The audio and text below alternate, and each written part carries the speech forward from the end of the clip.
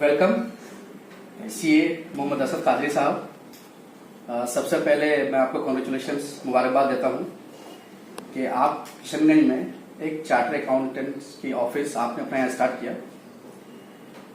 तो आपसे मैं ये जानना चाहता हूँ कि आप लोग जितने भी आपके फाइनेंशियल प्रोफेशनल्स हैं दिल्ली में, काफ़ी सारे चार्टर अकाउंटेंट्स हैं जो सीमांचल से बिलोंग करते हैं, उनमें से ज़्यादातर लोग यहाँ नहीं आए हैं।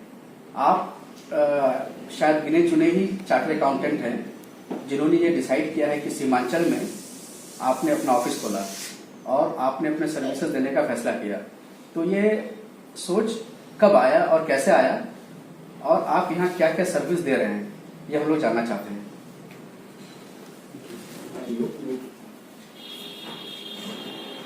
मैं फर्स्ट टाइम जब मैं 2017 जुलाई में यहाँ पे आया था किशनगंज, तब मैं को नया जीएसटी आया था। और जब मैं इलाके में थोड़ा सा देखा कि लोग जीएसटी के लिए रजिस्ट्रेशन करवा रहे हैं, और उसमें ये देखा गया कि ज़्यादातर लोग जो हैं वो वकील ये यहाँ पे प्रोफेशनल एज जीएसटी कंसल्टेंट हैं और काफ़ी पैसे भी लिया करते थे लोग जीएसटी में, और उसमें सही सर्विस भी नहीं प्रोवाइड करते। तो मेरे दिल में ख्याल आया कि मैं सीए बनाऊं, पैसे तो वहाँ भी कमाऊंगा यहाँ भी कमाऊंगा। तो उसके लिए कि मैं जिस इलाके से बना हूँ उस इलाके में वो सर्विस दिया जाए, और पैसे तो वैसे ही मैं सर्विस में अच्छा प्रोवाइड करूँगा।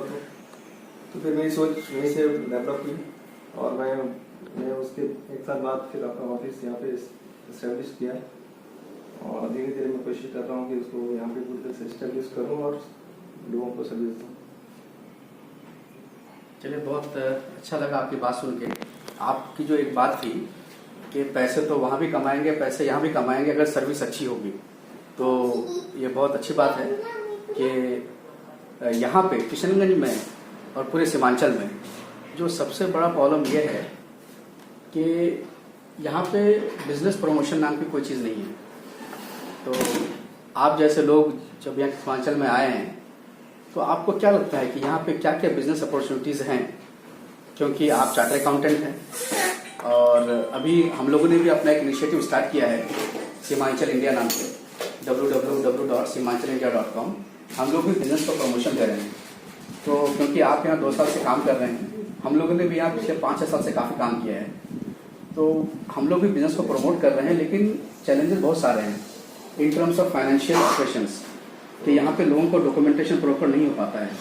यहाँ पे सबसे बड़ा प्रॉब्लम, जैसे मेरे पास भी लोग आते हैं कि लोन दिलाइए, सब्सिडी दिलाइए, काफ़ी सारे गवर्नमेंट की स्कीम्स हैं, लेकिन उनके पास प्रॉपर डॉक्यूमेंट होता नहीं है। तो आप इसको कैसे प्रमोशन दे रहे हैं कि यहाँ के ज़्यादातर लोग इंडस्ट्री खोल सकें? और जो लोग बाहर में हैं, सीमांचल से काफ़ी लोग ऐसे हैं जो बाहर में हैं, इंडिया के बाहर हैं, तो वो लोगों को भी एक टेंशन होता है कि यहाँ पे कोई फाइनेंशियल सर्विसेज नहीं है, तो मेरा पैसा सिक्योर नहीं है। अगर हम यहाँ इन्वेस्टमेंट करते हैं, तो ऐसे लोगों को आप कैसे सिक्योर करना चाहेंगे कि वो लोग यहाँ पे आएँ, अपना पैसा इन्वेस्ट करें, ताकि सीमांचल में बिजनेस इन्वायरमेंट क्रिएट हो सके और आपका भी काम बढ़ेगा? ऑब्वियसली बात है। तो मैं आपसे जानना चाहता हूँ, CA charter accountant Mohammad Asad Qadri साहब। फर्स्ट ऑफ ऑल, जब मैं यहाँ पे आया था तो उस वक्त मुझे ऐसा फील हो रहा था कि यहाँ पे कोई बिजनेस अपॉर्चुनिटीज नहीं है।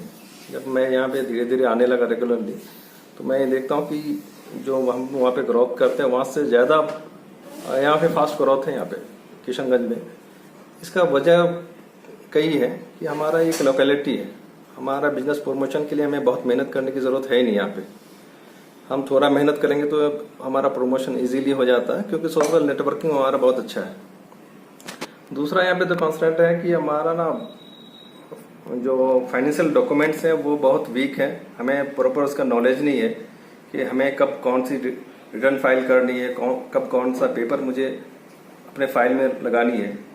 तो इस वजह से लोग सिर्फ इस बात से कि मेरा एक फाइल तैयार कर दो, इतना ही तक लोग जानते हैं। उस फाइल में कौन कौन से पेपर होने चाहिए हमारे, जो हमारे बैंक के लिए ज़रूरत है, कुछ इनकम टैक्स के लिए ज़रूरत है, कुछ जीएसटी वगैरह के लिए ज़रूरत है। लेकिन लोग सिर्फ इतना जानते हैं कि मेरा एक फ़ाइल तैयार कर दो। मेरे पास बहुत लोग आते हैं कि सर मुझे एक फ़ाइल बनानी है, तो फाइल में क्या बनानी है, तो वो कुछ नहीं बोलते हैं, बस एक फ़ाइल बना दो मेरा। इसका मतलब ये है कि उनको प्रॉपर नॉलेज नहीं है उस चीज़ की। जब वो बैंक में लोन अप्लाई करते हैं तो उनको बोलता है कि भाई मुझे इनकम टैक्स की रिटर्न दो आप 3 साल के, उनके पास वो रिटर्न नहीं होती है। रिटर्न होती भी है तो उसमें उसके टर्नओवर सही नहीं होते, प्रॉफिट सही नहीं होते, टैक्स देते हैं। क्योंकि यहाँ पे प्रोफेशनल भी उसी किस्म से हैं कि जो एक फाइनेंशियल पैरामीटर होता है बैंक का, जब वो लोन प्रोवाइड करता है तो उस पैरामीटर को मीट ही नहीं करती, जिसकी वजह से लोगों को ना लोन मिल पाता है और बैंक को अपनी रिक्वायरमेंट पूरी करनी है, क्योंकि फाइनेंशियल पैरामीटर में वो आएगा नहीं तो वो बैंक लोन भी नहीं देगी। तो मेरा एक यहाँ आने का मकसद तो एक अवेयरनेस भी हो, एक फाइनेंशियल अवेयरनेस। हमारा बिजनेस करने के लिए हमारे पास कैपिटल होना, अपना कैपिटल होना कोई ज़रूरी नहीं। हम बैंक के साथ पार्टनरशिप करके, दैट मीन्स हम लोन लेकर के हम उस बिजनेस को खड़ा कर सकते हैं। बैंक हमें लोन देने के लिए ही बैठी है, उसका काम है, उसका बिजनेस है लोन प्रोवाइड कराना हमें। लेकिन हम ये समझते हैं कि जब हमारे पास पैसा नहीं होगा तब हम लोन लेंगे, ऐसा बिल्कुल भी नहीं है। आप उस बैंक के पैसे को यूज कीजिए, बैंक भी अपना बिजनेस कर रही है आपको लोन प्रोवाइड करके। आप अपना बैंक से आपका फाइनेंशियल डॉक्यूमेंट को अच्छी तरह से तैयार कीजिए और फिर आप वहाँ से लोन लीजिए और बिजनेस कीजिए। अपॉर्चुनिटीज बहुत हैं किशनगंज में। यहाँ के अगर मैं 10 साल बैक में देखूँ, जो लोग छोटा मोटा बिजनेस स्टार्ट किया खूब अच्छी तरह से करो किया उन्होंने, तो अपॉर्चुनिटी है किशनगंज में, काफ़ी अच्छी अपॉर्चुनिटी। जी बहुत बहुत शुक्रिया। वाकई में यहाँ पे अपॉर्चुनिटी बहुत है और हम सबको मिलके काम करने की ज़रूरत है। अगर सब लोग मिलजुल के काम करेंगे तो ये किशनगंज, ये सीमांचल भी एक दिन काफ़ी डेवलप होने की उम्मीद है। और आप जैसे लोगों का वेलकम है, क्योंकि जब तक बाहर से अच्छा टैलेंट यहाँ नहीं आएगा तो यहाँ लोगों को पता नहीं चलेगा कि काम कैसे करना है। तो इसी में क्योंकि आज चार्टर अकाउंटेंट डे है, तो मैं आपसे एक लास्ट, बिल्कुल मेरा ये तीसरा और लास्ट सवाल है कि यहाँ के ज़्यादातर गार्जियंस, जो बच्चे जो पढ़ाई करते हैं, आज उनके दिमाग में एक ही चीज़ रहता है कि डॉक्टर बनो, इंजीनियर बनो, IAS बनो। लेकिन चार्टर अकाउंटेंट जो कॉमर्स, मुझे बड़ा ही ताज्जुब लगा जब मैं पहली बार दिल्ली गया था कि दिल्ली यूनिवर्सिटी में सबसे हाईएस्ट जो 99% और 98% जो जाता है वो Shri Ram college of commerce. तो मुझे समझ में नहीं आता था कि यहाँ पे लोग कॉमर्स को इतना हाई प्रायोरिटी क्यों देते हैं। तो अभी तक भी ये बात समझ में नहीं आती, क्योंकि मैं चार्टर अकाउंटेंट हूँ नहीं, फाइनेंस बैकग्राउंड से नहीं हूँ। तो मैं आपसे जानना चाहूँगा, और आप यहाँ के गार्जियंस के लिए आप क्या मैसेज देंगे, यहाँ के बच्चों के लिए आप क्या मैसेज देंगे कि कॉमर्स का कितना इम्पोर्टेंट है और ये एक अच्छा करियर चार्टर अकाउंटेंट के लिए लोगों के ध्यान की तरफ।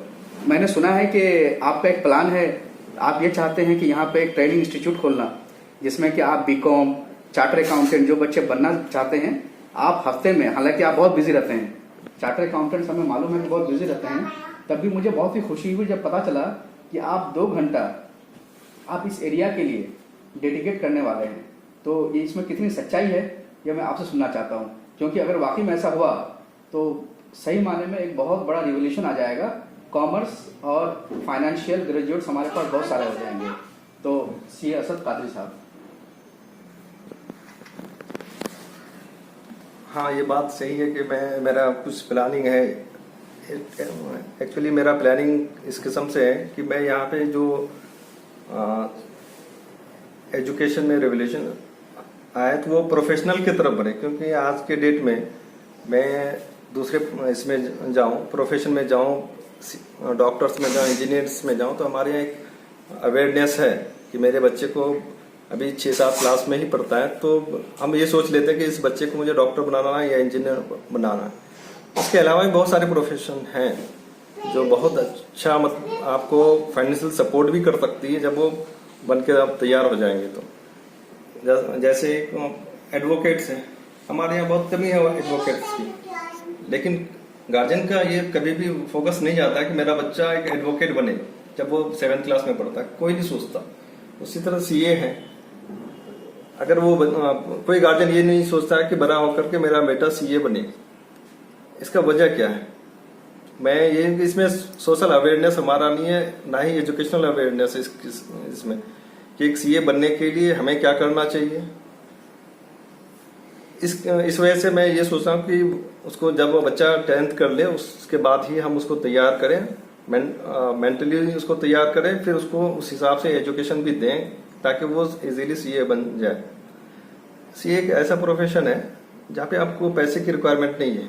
एक बच्चा डॉक्टर बनेगा, अगर आप उसको एजुकेशन देते हैं, बहुत ही रेयर चांसेस है कि वो आपको गवर्नमेंट इंस्टीट्यूट से वो डॉक्टर बने, बहुत ही रेयर चांसेस होता है। आप देख लो, अगर 1000 बच्चे पढ़ते हैं उसमें से 10 बच्चे भी नहीं निकलते हैं, अब आप अगर ये करेंगे तो। लेकिन आप उसको सीए के लिए आप वही कराओ, उसमें ना ही खर्च है आपको, उसको अपनी